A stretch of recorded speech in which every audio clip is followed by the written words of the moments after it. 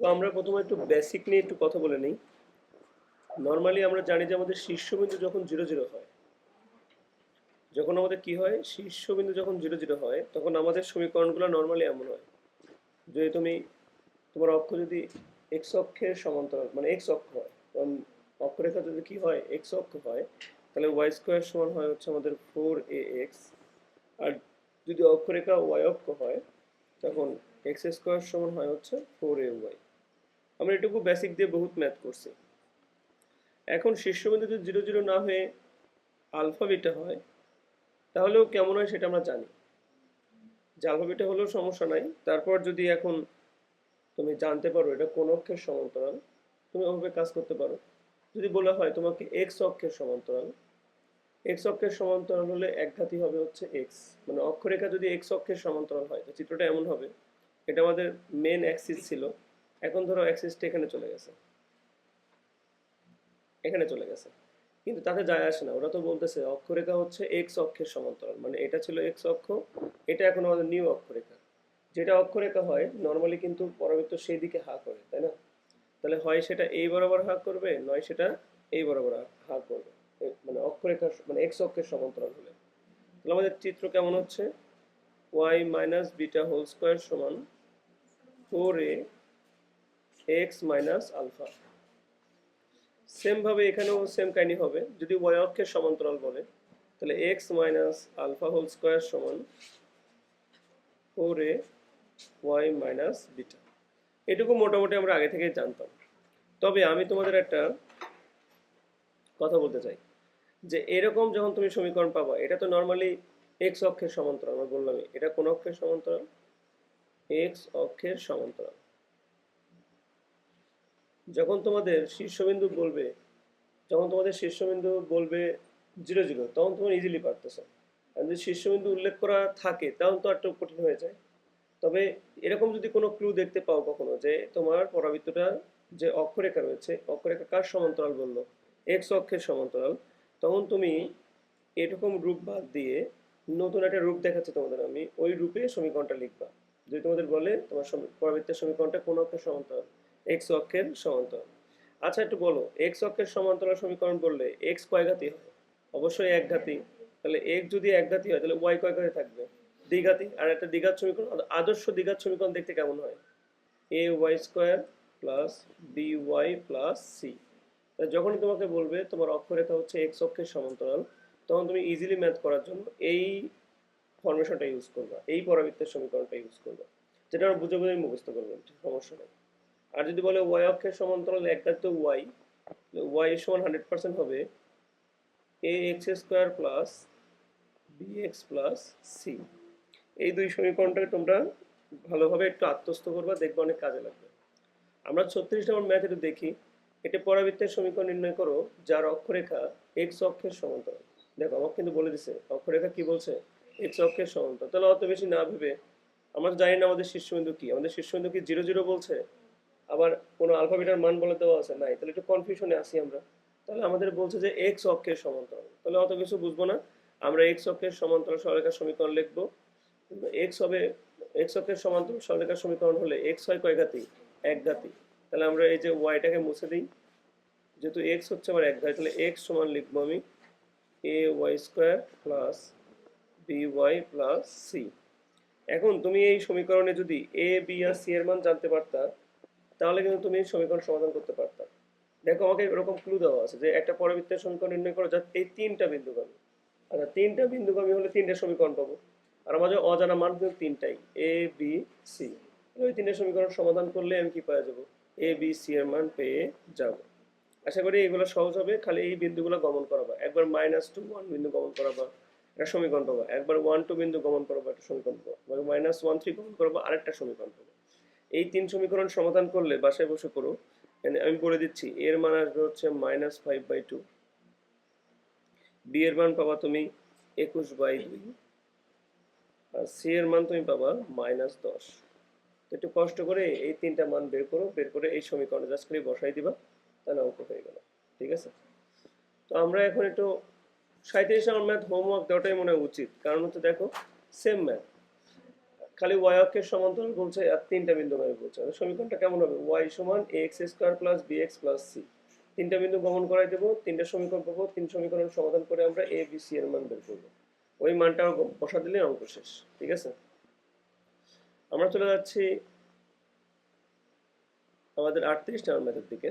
এটা খুবই important math. 38 number ম্যাথটা আমাদের জন্য খুবই ইম্পর্টেন্ট, মনোযোগ দেবো। তাহলে আমাদের কিন্তু বলে দিচ্ছে এবার যে ওয়াই সমান x square plus B x plus C পরাবৃত্তটির শীর্ষ দেওয়া আছে আর আলফা বিটা দেওয়া আছে অবস্থিত, এবং এটি 0,5 বিন্দু দিয়ে গমন করলে এ বি সি এর মান নির্ণয় করো। তো কোশ্চেনটা দেখে আমাদের একটু টেন্সড ফিল হতে পারে যে আগের বার তিনটা বিন্দু দেওয়া থাকতো আমরা আরামে পারতাম, এবার তো তিনটা বিন্দু দেওয়া নাই, তাহলে পারবো কি করে? টেনশনের কোনো কারণ নেই, যেহেতু শীর্ষ দেওয়া আছে আমরা তো আর ওরকম অদ্ভুত সমীকরণ লিখবো না, এখন শীর্ষ অনুযায়ী লিখবো। আমাকে বলছে যে এটা ওয়াই সমান x square plus B x plus c, এটা দেখে আমরা বুঝে গেছি ওয়াই হচ্ছে একঘাতি হবে। ওয়াই হচ্ছে কয়ঘাতি হবে? একঘাতি। তাহলে আমাদের ন্যাচারালি আমরা সমীকরণ লিখি যে ওয়াই যদি একঘাতি হয় তাহলে নর্মালি হবে ও ডান পাশে, তাহলে এখানে হবে এক্স মাইনাস মাইনাস হয়ে যাবে প্লাস, তাহলে x minus alpha whole square, আর এখানে হবে কি? এখানে হবে হচ্ছে 4a y মাইনাস 3। নর্মালি এমন সমীকরণ হওয়া আমাদের উচিত। এটি এটি 0,5 বিন্দু দিয়ে যায়। আমি যদি এখানে 0,5 বিন্দু গমন করাই দিই তাহলে তো অঙ্ক শেষ। তাহলে আমি এর মান পাওয়া যাবো, আমার তো এর মানই অজানা, তাই না? আমি যদি এই সমীকরণে, যেহেতু এটা পরাবৃত্তের সমীকরণ আর এর উপর দিয়ে কোন বিন্দু গেছে? 0,5 বিন্দু গেছে, তাহলে 0,5 বিন্দু অবশ্যই এটাকে সিদ্ধ করছে। তুমি 0,5 বসাও, তাহলে এখানে আমি 2 দুগুণে 4, আর এখানে হবে হচ্ছে ওয়াই, ওয়াই এর মান দেওয়া আছে কত? 5। তাহলে 5 থেকে 3 বাদ দিলে 2 থাকবে, তাই না? 2 2 থাকলো। তাহলে আমরা দেখতে পাচ্ছি 8, তাহলে আমি দেখতে পাচ্ছি 4/8। হাফ হচ্ছে কি?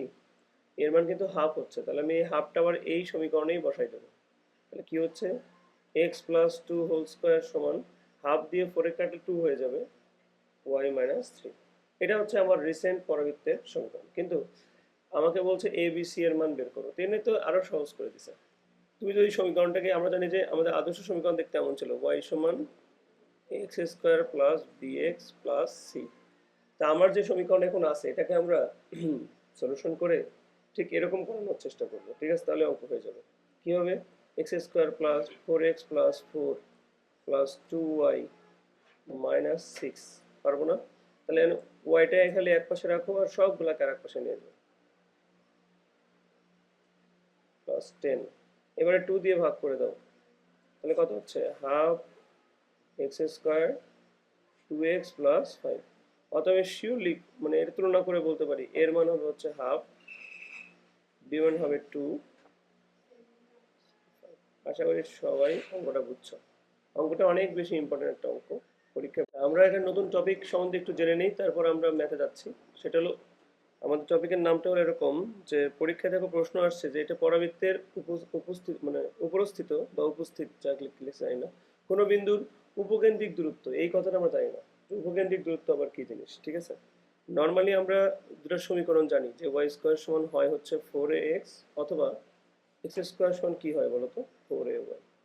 যদি তোমার সমীকরণটা তুমি দেখতে পাবো যে ওয়াই স্কোয়ার সমান 4ax হয়েছে, মানে তুমি এক্স অক্ষের উপর হা করছো, সেক্ষেত্রে উপকেন্দ্রিক দূরত্ব, উপকেন্দ্রিক লম্বের দূরত্ব না, উপকেন্দ্রিক দূরত্ব তাহলে কি হবে? যে নোট করে নাও, এ প্লাস এক্স হবে, মানে এই যে এই দুইটার যোগ হবে আর কিছু না। ঠিক আছে, উপকেন্দ্রিক দূরত্ব বের করতে বলে জাস্ট করে তুমি এ আর এক্স যোগ করে দিলো। এক্স স্কোয়ার সমান 4ay হলে তাহলে অটোমেটিক্যালি হবে এটুকু, এর সাথে এই ওয়াই এর ভ্যালু যোগ করলে পাওয়া যায় উপকেন্দ্রিক দূরত্ব। আমাদের প্রশ্ন বলছে ওয়াই স্কোয়ার সমান 16x পরাবৃত্তের উপরস্থিত কোনো বিন্দুর উপকেন্দ্রিক দূরত্ব দিছে 6। এখানে একঘাতে যেহেতু এক্স, তার মানে এই সূত্র হবে, তাহলে আনডাউটেডলি আমরা বলতে পারি এ প্লাস এক্স সমান হচ্ছে 6 দেওয়া আছে। বলছে ওই বিন্দুর স্থানাঙ্ক কত? স্থানাঙ্ক। আচ্ছা, আমরা ওয়াই স্কোয়ার সমান 16x, এখান থেকে আমরা আনডাউটেডলি বলতে পারি এটা 4 × 4 × x লেখা যায়। তাহলে এর মান আমি 100% পাচ্ছি হলো 4। তাহলে আমি এর মান 4 বসালে এক্স এর মান 2 পাওয়া যাচ্ছে। তাহলে একটা ভুজ বা একটা স্থানাঙ্ক কিন্তু পেয়ে গেছি আমরা, যে ওই বিন্দুর স্থানাঙ্ক নির্ণয় করবো। এক্স এর মান পেয়ে গেছি না? এই এক্স এর মানটাকে জাস্ট, যেহেতু এই বিন্দুটা তো অবশ্যই পরাবৃত্তের উপরে অবস্থিত, তাহলে এক্স এর মান 2টাকে পরাবৃত্তের মেন সমীকরণে বসাই দাও। তাহলে ওয়াই স্কোয়ার সমান কত হয়ে যাবে? 32। তাহলে ওয়াই সমান কি হবে? রুট ওভার 32, আর 16 দুগুণে 32 হয়, আমরা বলতে পারি প্লাস মাইনাস 4√2।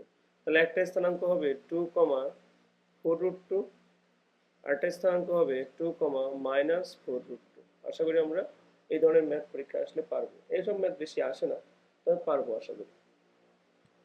যারা 39 বুঝছো তারা দেখো 40 নম্বর বাসায় হোমওয়ার্ক করতে পারবা, আসলেই পারবো। y² = 8x, পরাবৃত্তের উপরস্থিত কোনো বিন্দুর উপকেন্দ্রিক দূরত্ব দেওয়া আছে আর ওই বিন্দুতে স্থানাঙ্ক নির্ণয় করো। তাহলে এখানে একঘাতে কে, এবার একঘাতে হচ্ছে 8x, তাহলে এখানে আমরা 4x বানায় নিব। তার মানে ব্যাপারটা কেমন হবে দেখতে, এখানে হবে হচ্ছে 4 × 2 × x, এখানে এর মান হবে কি 2।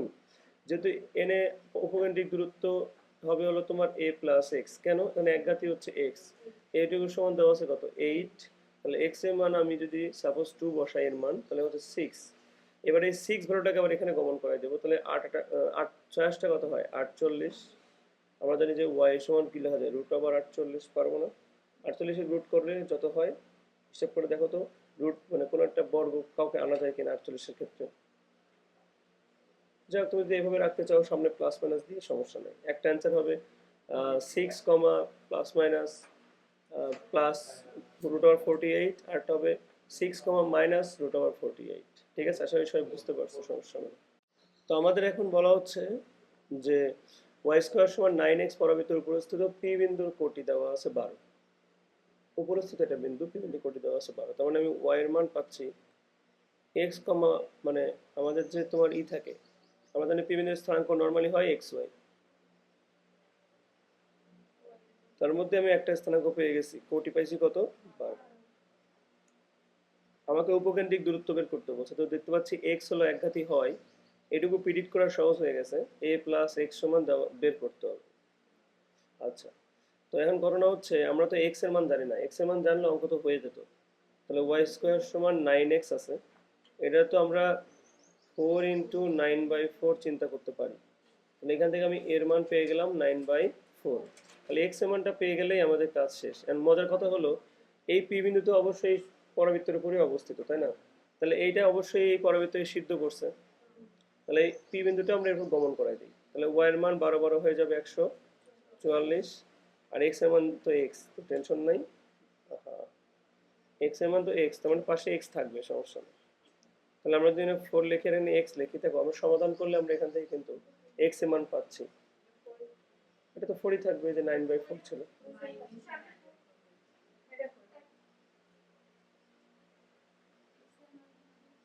তাহলে আমরা এটা সমাধান করলে কিন্তু x এর মান পাচ্ছি, তাই না? পাবো না? জাস্ট এই কাঠামোতে করে রাখার দরকার নাই, তুমি 9x কাঠামোই রাখো, তাই x সমান পাচ্ছ কত 16। x এর মান পাওয়া মানে অঙ্ক শেষ। এর মান দেওয়া ছিল 9/4 প্লাস 16, অতএব 4 4 × 64 আর 9 কত হচ্ছে 73। কি ক্লিয়ার সবাই, না ডাউট আছে তোমাদের, বলো। ডাউট থাকা কিন্তু কথা না।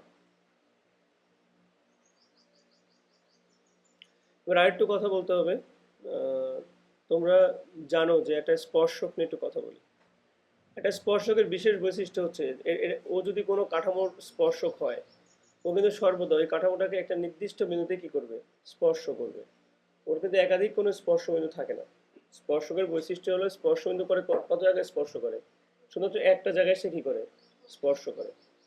তাহলে ও যদি শুধুমাত্র একটা জায়গাতেই স্পর্শ করে, তাহলে আমরা সেই স্পর্শকের মাঝে মাঝে বিভিন্ন প্রশ্ন আসতে দেখতে পাওয়া যায় পরাবৃত্তের ক্ষেত্রে। তোমরা একটা লাইন আগে মনে রাখবা, একটা লাইন সবসময় মনে রাখবো, যেটা লিখে দিচ্ছি সেটা মনে রাখবা। সেটা হলো একটা সরলরেখার সমীকরণ কেমন হয়, y = mx + c। এই সরলরেখাটা কেন লিখলাম, কারণ স্পর্শক তো একটা সরলরেখা হয়, স্পর্শক কি হয়, সরলরেখা। তাহলে এই যে স্পর্শক বা এই যে একটা সরলরেখা আমরা লিখলাম, আচ্ছা, এটা কিন্তু কোনো একটা পরাবৃত্ত, যেমন মনে করো y² = 4x, ঠিক আছে, এই পরাবৃত্তের তো স্পর্শক হওয়া লাগবে, তাই না? তাহলে এই পরাবৃত্তের স্পর্শক তখনই হবে যখন c সমান হবে a/m। আসলে মনে থাকবে, তোমরা এই কন্ডিশনটা মনে রাখবা যে একটা সরলরেখা কোনো একটা স্পর্শকের কোনো একটা পরাবৃত্তের স্পর্শক তখনই হবে যখন এই শর্ত মানবে c সমান a/m। c হচ্ছে সরলরেখার c, a হচ্ছে পরাবৃত্তের a, আর m হচ্ছে সরলরেখার ঢাল m। যদি এই শর্ত তুমি মান দেখতে পাও কখনো, তাহলে মনে রাখবা যে এটাই হচ্ছে আমার স্পর্শক, সমস্যা নেই। আর এটা যদি একটা পরাবৃত্ত হয়, আর ধরে নাও যে এই বরাবর একটা সরলরেখা চলে গেছে, স্পর্শ করছে কোথায়, এখানে স্পর্শ করছে। অনেক সময় পরীক্ষায় প্রশ্ন আসবে এই স্পর্শ বিন্দুর স্থানাঙ্ক বের করো, কি বলবে, স্পর্শ বিন্দুর স্থানাঙ্ক। তো আমি একবার এখনই লিখে দিচ্ছি, মনে রাখবা। এই ক্ষেত্রে স্পর্শ বিন্দুর স্থানাঙ্ক হয় এমন, a by m square comma 2a/m। তার মানে আমি যদি সি, এ, এম এগুলো জানতে পারি, বুঝতে পারি, তাহলে স্পর্শকের স্থানাঙ্ক বের করা আমার জন্য কি হবে না, কঠিন হবে না। কারণ ভুজ হবে a/m², আর কোটি হবে কি 2a/m। আশা করি আমার কথাগুলো সবাই বুঝতে পারছো। এখন দেখো এই ধরনের ম্যাথ আসে পরীক্ষায়, আসলে লিটারালি আসে। তো আমাদের একটু মনোযোগ দিয়ে শেখা জানা উচিত, ঠিক আছে। আমরা এই ম্যাথের দিকে ছিলাম। আচ্ছা ঠিক আছে, ওকে। y সমান 2x+1, এই দেখো আমাদের কিন্তু y সমান mx প্লাস c এর মতো একটা সমীকরণ দেওয়া আছে না। এই রেখাটি y স্কোয়ার সমান 4x, দেখো আবার সব দেওয়া আছে, y স্কোয়ার সমান 4x। পরাবৃত্তকে স্পর্শ করে, ওরা বলে দিচ্ছে করে। যদি বলে দেয় করে, তার মানে c সমান a/m, তো এনে চালু হয়ে গেছে। এ বিন্দু a এর মান বের করতে বলছে। কার মান বের করতে বলছে আমাদের, a এর মান। আচ্ছা সমস্যা নেই, এর মান বের করা যে খুব কঠিন হবে আমাদের জন্য তা না। আচ্ছা এর মান পরাবৃত্তের সমীকরণ থেকে দেখতে পাচ্ছি আমরা এর মান, ও না, এর মান তো বের করতে হবে, কারণ এর মান আমাদের দেওয়া নেই, সমস্যা নেই, সহজ। তোমরা বলো সি সমান যদি জানো তোমরা a/m, অর্থাৎ a সমান লিখতে পারো mc, এম এর মান দেওয়া আছে 2 আর সি এর মান দেওয়া আছে 1, তাহলে এর মান কত হবে 2। আমি একটা প্রশ্ন পেরে গেছি। এখন আমার সমীকরণে বলছিল যে y স্কোয়ার সমান 4x, তাহলে y স্কোয়ার সমান হবে 4 ইন্টু 2 ইন্টু এক্স, কারণ এর মান যে 2।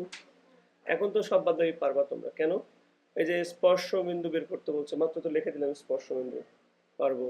উপকেন্দ্রের স্থানাঙ্ক, মানে যে উপকেন্দ্রের স্থানাঙ্ক বুঝুন a,0, কারণ এখানে শীর্ষবিন্দু কি বলো, এখানে শীর্ষবিন্দুটা কি আছে 0, 0 না, কারণ নাহলে তো এরকম সমীকরণ দিত না। তাহলে আমার উপকেন্দ্রের স্থানাঙ্ক হবে, যেহেতু এক্স অক্ষের উপর হা করে, তাহলে হবে কি a,0, 2 0 হবে। উপকেন্দ্রিক লম্বের দৈর্ঘ্য 4a, পারবো না, 4×2=8 হবে। দ্বিঘাক্ষরেখার সমীকরণ আমরা এখানে বুঝতে হবে এটা পজিটিভ দিকে হা করছে, কারণ এর মান 2 আসছে। এইদিকে যদি হা করো, দ্বিঘাক্ষর হবে কোন পাশে, এই পাশে, তাহলে এখানে হবে ওয়াই অক্ষের, এটা কোন অক্ষের সমান্তরাল, এক্স অক্ষের, তাহলে এক্স দিয়ে সমীকরণ হবে।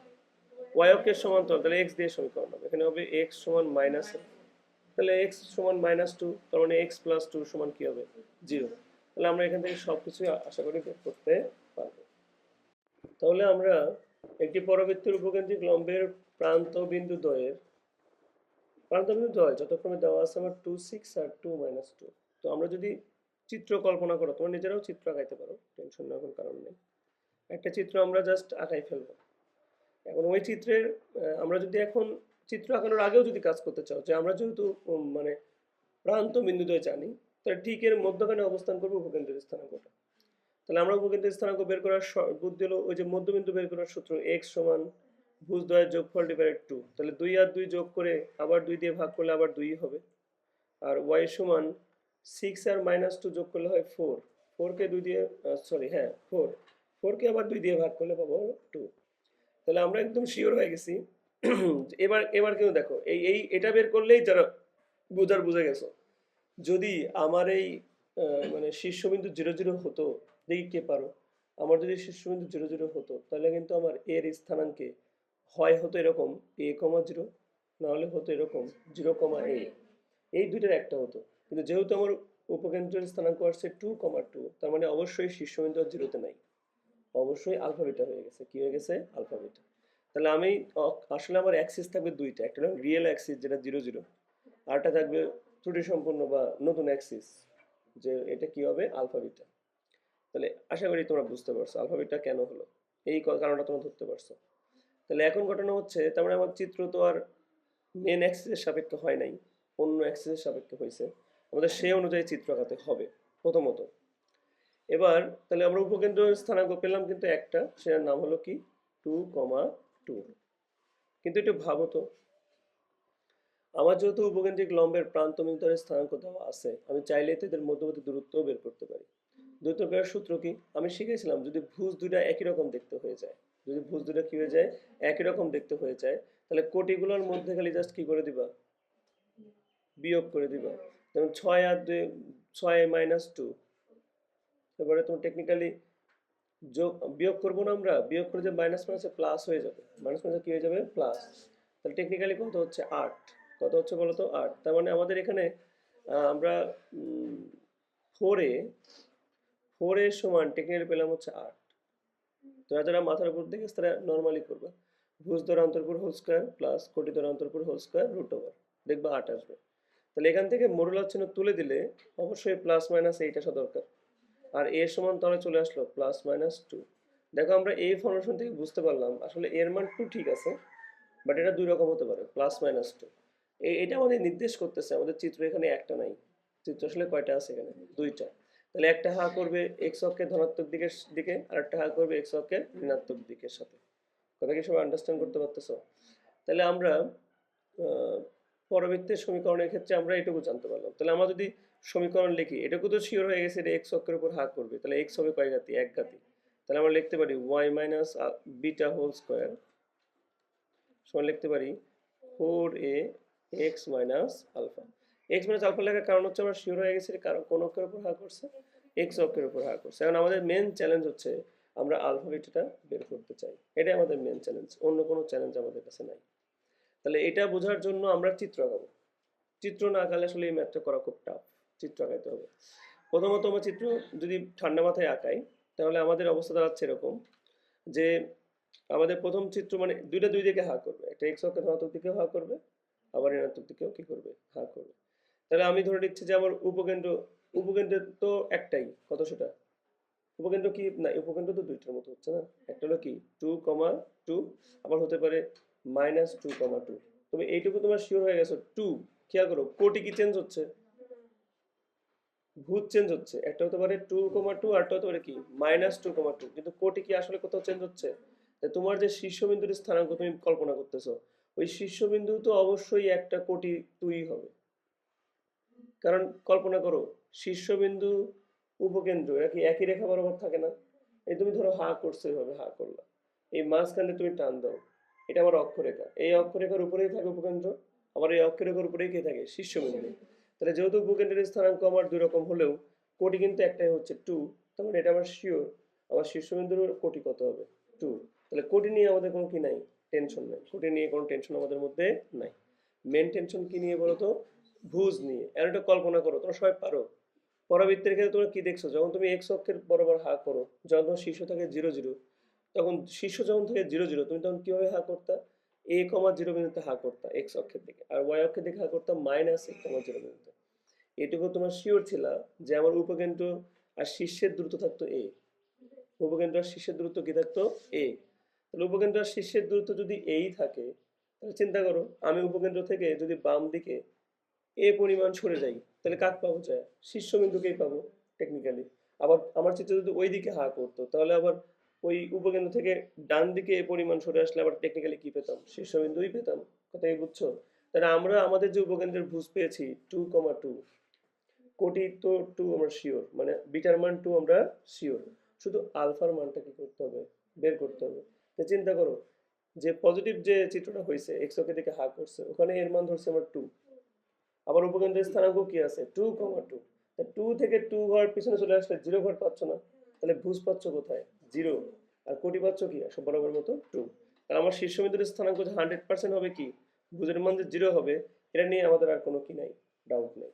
এই কথাটা আমি মুখে মুখে বলছি, আসলে এই কথাটা তোমাদের চিত্র আঁকায় বোঝানোটা, মানে পরীক্ষার হলে তোমাকে চিত্র আঁকায় দিতে হবে স্যারদের, এবং তুমি তারপর একটু কথাই লিখবা।